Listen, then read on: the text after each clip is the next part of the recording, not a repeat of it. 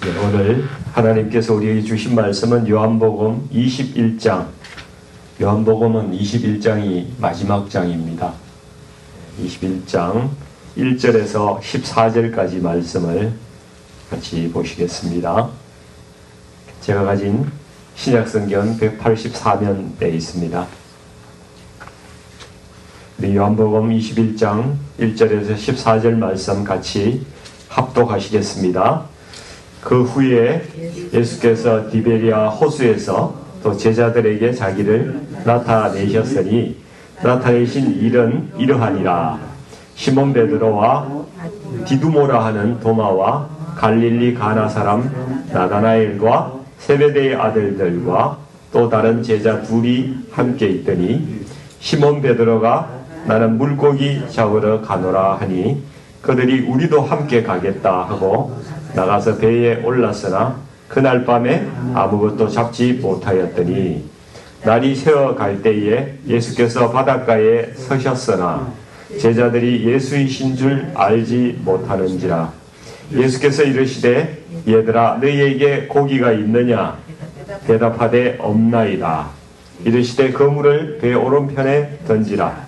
그리하면 잡으리라 하시니 이에 던졌더니 물고기가 많아 그물을 들 수 없더라. 예수께서 사랑하시는 그 제자가 베드로에게 이르되 주님이시라 하니 시몬 베드로가 벗고 있다가 주님이라 하는 말을 듣고 겉옷을 두른 후에 바다로 뛰어내리더라. 다른 제자들은 육지에서 거리가 불과 한 50칸쯤 되므로 작은 배를 타고 물고기 든 그물을 끌고 와서 육지에 올라보니 숯불이 있는데 그 위에 생선이 놓였고 떡도 있더라. 예수께서 이르시되 지금 잡은 생선을 좀 가져오라 하시니 시몬 베드로가 올라가서 그물을 육지에 끌어올리니 가득히 찬 큰 물고기가 153마리라. 이같이 많으나 그물이 찢어지지 아니하였더라. 예수께서 이르시되 와서 조반을 먹으라 하시니 제자들이 주님이신 줄 아는 고로 당신이 누구냐 감히 묻는 자가 없더라. 예수께서 가셔서 떡을 가져다가 그들에게 주시고 생선도 그와 같이 하시니라. 이것은 예수께서 죽은 자 가운데서 살아나신 후에 세 번째로 제자들에게 나타나신 것이라. 아멘. 오늘은 이 말씀으로 위로하시는 주님의 사랑이라는 제목으로 말씀을 좀 나누기를 원합니다. 우리 성도님들은 외롭고 힘들고 낙심된 그 이웃들이 있으면은 어떻게 위로하십니까? 기운을 북돋아주는 말 한마디도 참 귀하고요. 더 좋은 방법은 같이 시간을 보내는 것이라고 이야기를 합니다. 최근에 우리 교회에 3개월 전쯤에 사랑하는 아내를 잃고 힘들어하시는 어느 집사님이 교회에 출석하고 계세요.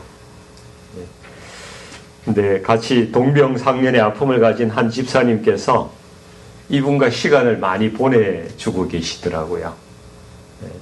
같이 만나서 식사도 하고 이야기도 하고 참 귀한 일을 하고 계시다 생각을 합니다.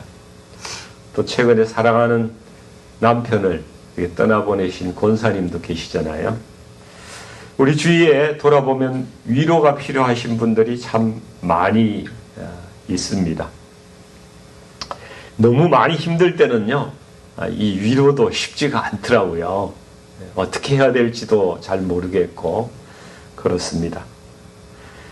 그런데 정말 힘든 분들이 울어야 된다면은 실컷 울게 하고 또 등을 두드려주고 안아주고 또 힘들고 지친 분들이 있으면은 잠도 푹 채우고 그리고 먹을 것이 있으면 같이 이렇게 나눠서 먹게 하고 뭐 이렇게 할 수 있는 것이 우리가 할 수 있는 최선이 아닐까 이렇게 생각을 합니다. 우리는 오늘 본문을 통해서 우리 주님께서 이렇게 많이 낙심한 제자들을 위로하시는 장면을 볼 수가 있습니다. 우리 주님께서 떡과 생선을 준비하시고 당신이 직접 그것을 구우셔서 제자들에게 나눠주시는 장면입니다. 제자들의 낙심된 마음을 위로하시고 또 새롭게 시작할 수 있는 힘을 주시는 주님의 사랑, 그 식탁의 사랑을 볼 수가 있습니다. 오늘 본문은 주께서 부활하신 후에 제자들을 세 번째로 만나는 그러한 장면이라고 말씀하고 있죠. 예수님은 부활하신 후에 막달라 마리아에게 처음 나타나셨어요. 그리고 그 다음에는 제자들이 유대인들이 두려워가지고 문을 닫고 두려움에 떨고 방 안에 가만히 숨어 있을 그때에 제자들에게 나타나십니다. 그리고 8일 후에 또 제자들이 여전히 문을 닫고 집안에 있을 때에 제자들에게 두 번째 방에 나타나셔서 도마를 만나시잖아요. 의심 많은 도마에게 못자국 난 손과 창에 찔린 이 옆구리에 내 손을 넣어보라. 그리고 믿음 없는 자가 되지 말고 믿는 자가 되라고 말씀을 하십니다. 제자들은 계속 집안에서 문을 닫고 있어요. 성경에서 이것을 굳이 언급하는 이유는 그들의 마음의 문이 두려움과 혹은 또 낙심으로 닫혀져 있다는 그러한 사실을 우리에게 말씀해 주고 있는 것이죠. 사람들은 낙심이 되면은 말씀이 잘 들리지가 않는 것 같아요. 기도도 잘 안 되잖아요. 더 이상 내가 할 수 있는 게 아무것도 없구나. 모든 게 끝났다. 꿈은 깨지고 더 이상 내 인생에 뭘 할 수 있는 소망이 아무것도 없다. 아마 제자들도 그렇게 낙담하고 있었던 것 같아요. 새로운 나라의 어떤 비전을 가지고 우리 주님을 따라갔는데 그분이 죽으셨습니다. 그리고 부활하셨다고 나타나셨는데 제자들은 나사로를 살리시는 주님께서 어떤 특별한 능력으로 다시 살아나셨나 보다. 그 이상은 생각을 안 하는 거예요. 나사로처럼 살아나셨구나. 예수님의 부활이 믿음 안에서 죽은 모든 성도의 부활로 이어지는 그 엄청난 그런 우주적인 섭리라는 사실을 제자들은 깨닫지 못하고 있는 것이죠. 이때까지요. 오늘 본문에 보니까 이들이 갈릴리로 돌아왔어요. 예루살렘에서 갈릴리로 돌아와가지고 자기들의 이제 본업되는 고기 잡는 어부의 자리에 돌아가 있는 것을 우리가 보게 됩니다. 제자들 숫자를 세어보니까 7명인데 이 사람들이 갈릴리 호숫가에 모여 있었습니다. 베드로가 나는 물고기 잡으러 가겠다. 나의 꿈은 사라졌고 이제 이전의 삶으로 나는 돌아가겠다. 영적인 후퇴가 일어나고 있는 것이죠. 이제 움츠려드는 거예요. 다른 제자들도 이제 예수님 믿고 옛날에 살던 대로 일장춘몽이다. 살던 대로 다시 살자. 이러고 베드로를 따라 나서고 있습니다. 근데 우리가요 3절의 마지막 말씀을 한번 주목해 보아야 됩니다. 고기 잡으러 갔는데 그날 밤에 아무것도 잡지 못하였다니 이런 말씀이 있죠. 아무것도 잡지 못했다고 말합니다. 주님이 함께 하시지 않는 시간은요 내 인생의 밤이라는 거야. 그 밤에 애쓰고 수고하는 모든 일들은 허망한 일이 되고 마는 것입니다. 고기가 한 마리도 잡히지 않았습니다. 내 인생에서 하나님께 올려드릴 만한 선한 열매가 주님 없이는 아무것도 이루어지지 않는다는 말씀입니다. 우리 성도님들도 지금 내 인생의 현실이 혹시 그날 밤이 아니신지 돌아봐야 되죠.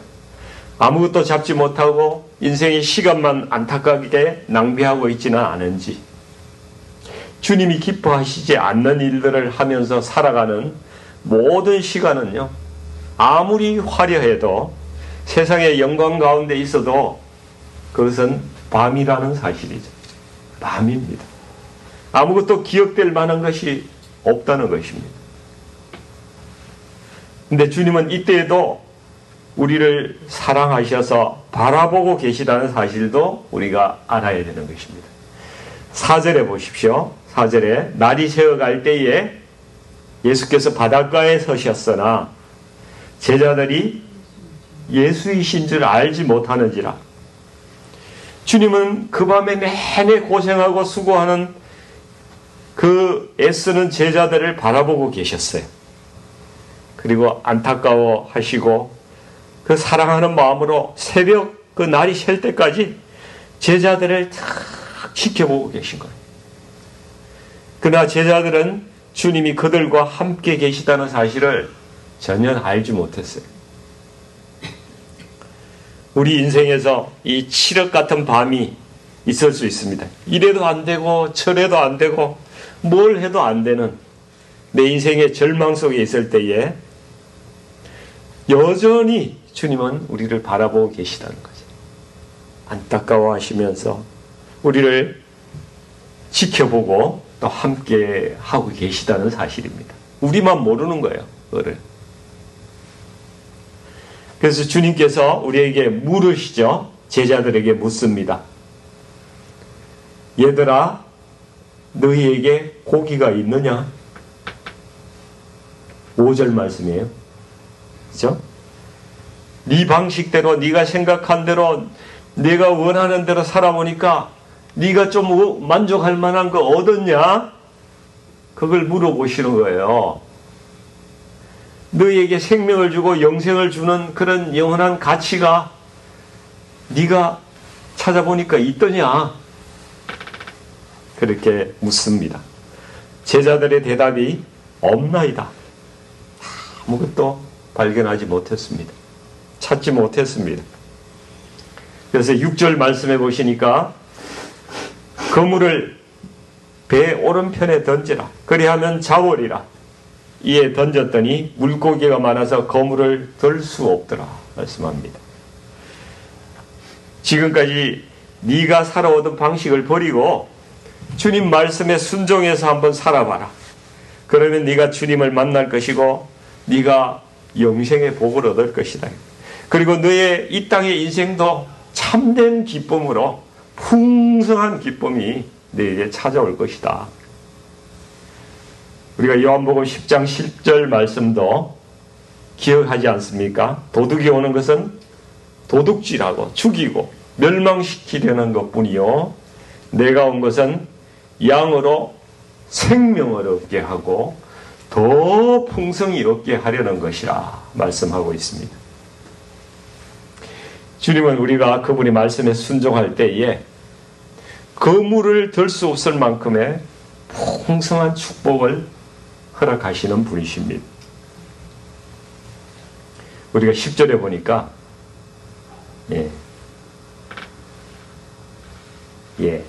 그 10절 말씀 보시면 잡은 고기의 숫자가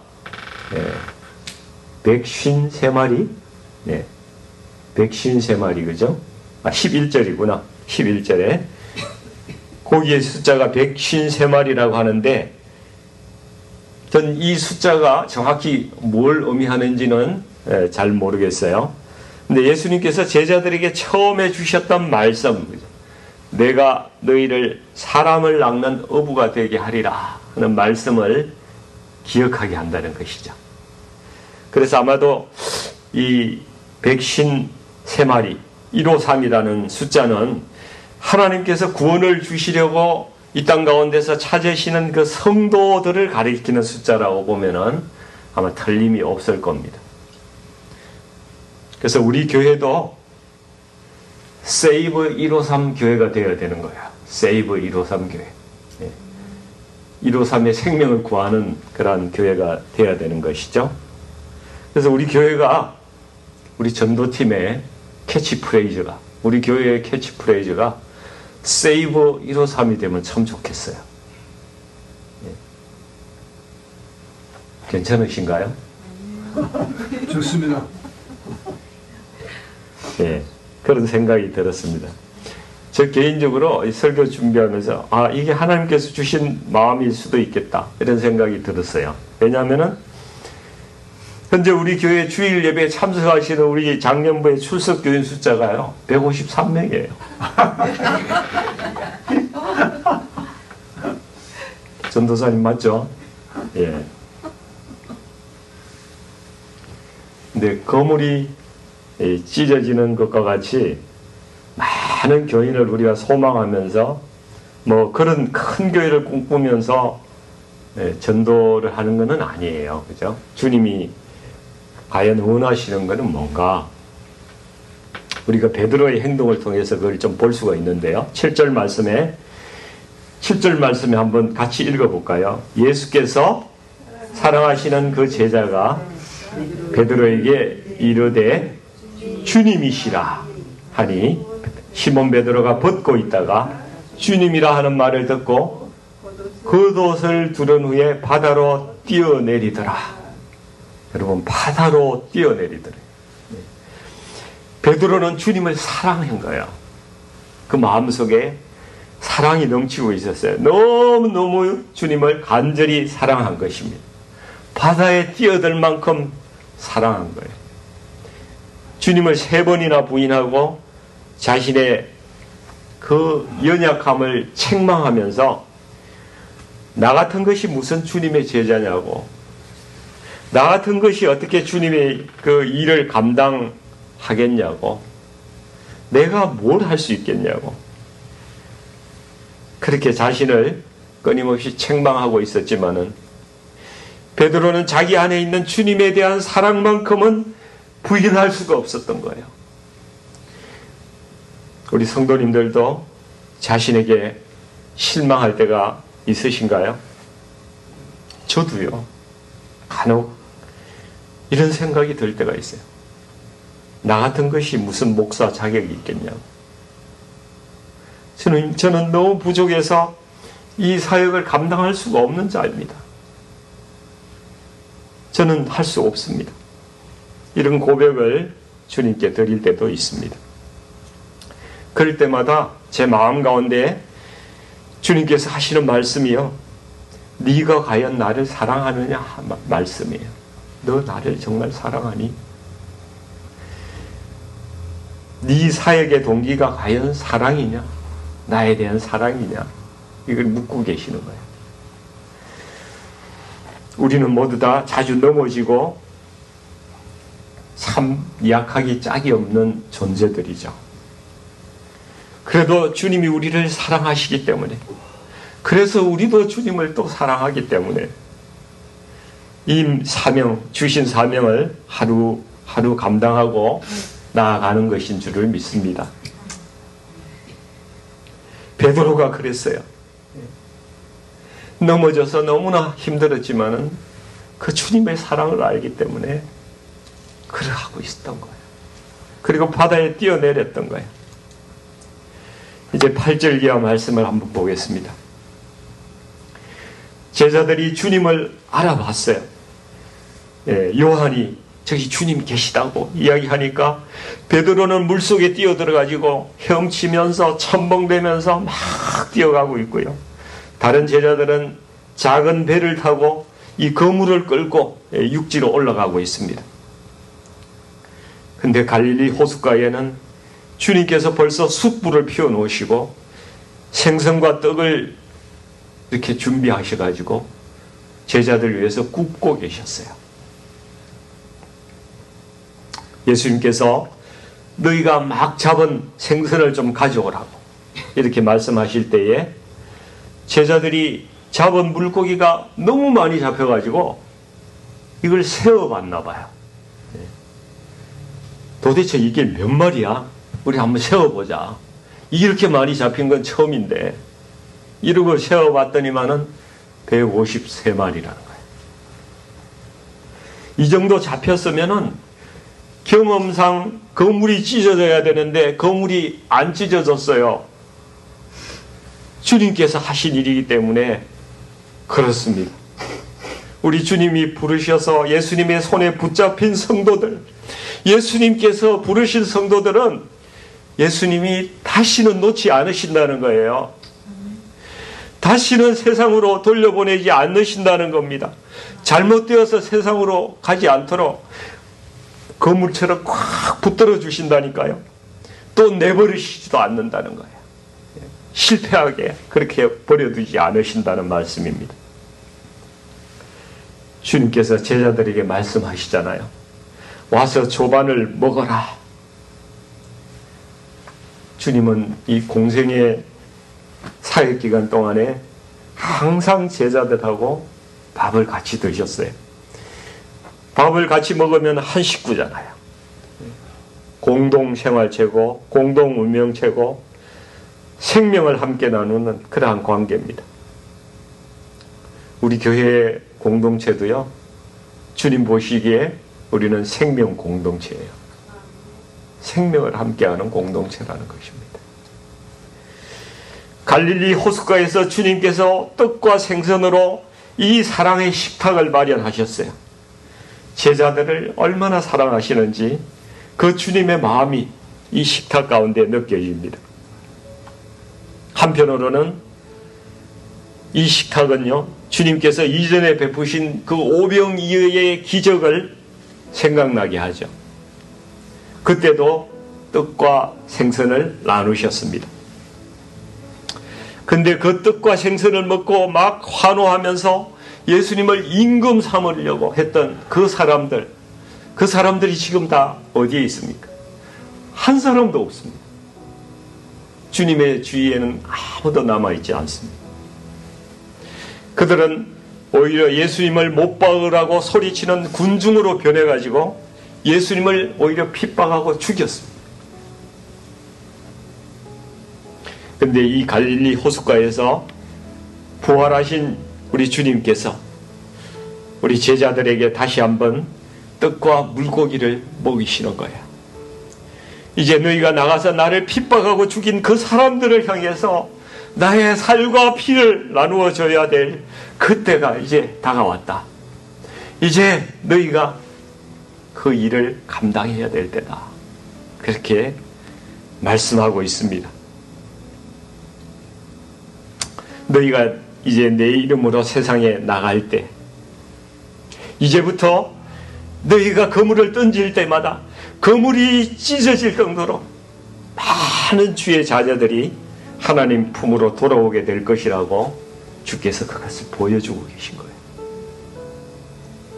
오병이어의 기적에서 모인 5,000명의 사람들은 그냥 배불리 먹고 돌아갔습니다. 그것이 예수님의 살과 피라는 사실을 그들은 몰랐어요. 육신의 양식으로만 대하고 그들은 먹고 떠나갔습니다. 그러나 주님께서 그때 말씀하셨잖아요. 남은 조각을 12바구니에 거두라고 말씀하셨어요. 이것이야말로 자기 백성에게 앞으로 나누어 주실 예수님의 진정한 생명의 떡이었다는 것입니다. 그 남은 12조각의 광주리, 그것을 가지고 주님께서 이제 12사도에게 너희가 한 광주리씩 가지고 세상을 향해서 너희가 나아가라. 이방 땅과 세상을 향해서 너희가 나아가라. 그래서 12사도가 온 세상을 향해 나아갔잖아요. 그 남은 떡조각을 가지고 그 주님의 사랑을 가지고 세상을 향해서 나아갔던 것입니다. 우리 주님께서 우리가 힘들고 지칠 때마다 찾아오셔서 우리에게 먹고 힘을 내라. 그렇게 해서 사랑의 식탁을 차려주십니다. 와서 조반을 먹으라. 떡을 나눠주십니다. 생명의 말씀을 주십니다. 성령으로 충만케 하십니다. 그리고 너희가 일어나서 회복해라. 지금 그 자리에서 힘을 내고 일어나라. 말씀하십니다. 요한복음 6장 33절을 이렇게 말씀합니다. 이것을 너희에게 이르면 너희로 내 안에서 평안을 누리게 함이라. 세상에서는 너희가 환난을 당하나 담대하라. 내가 세상을 이겼노라. 우리 성도님들, 아무리 힘들고 외롭고 낙심될 때라도 우리 주님께서 언제나 우리 곁에 계시다는 사실 잊지 마시기 바랍니다. 우리를 바라보시고 지키시고 위로하신다는 사실을 잊지 마시기 바랍니다. 그리고 힘을 내시는 우리 성도님들 되시기를 이 아침에 주님의 이름으로 축원드립니다. 같이 기도하겠습니다. 갈릴리 호숫가에서 사랑의 식탁으로 낙심한 제자들을 그렇게 위로하신 주님의 사랑, 오늘 저희가 바라봅니다. 우리에게도 여전히 그러한 주님의 사랑이 베풀어 주는 줄 믿습니다. 사랑하는 주님, 저희 가운데 여러 가지 문제로 힘들고 지치고 낙심한 성도들이 있습니다. 이들이 경험하고 있는 낙심보다도 더 큰 하나님의 사랑을 경험하게 하여 주셔서 우리가 힘을 내고 다시 일어설 수 있도록 하나님 용기를 허락해 주시옵소서. 베드로가 회복해서 주님의 사명을 받고 달려나간 것처럼 저희들도 주님의 사랑을 누리고 또 그 사랑을 전하는 자로서 달려갈 수 있는 자들이 될 수 있도록 하나님 저희를 사용하여 주시옵소서. 저희 교회가 주님의 사랑으로 많은 영혼들을 주님께 인도하는 주님 주신 그 사명을 잘 감당하게 하여 주시옵소서. 주님 감사합니다. 주님 사랑합니다. 예수님 이름으로 감사하며 기도하옵나이다. 아멘.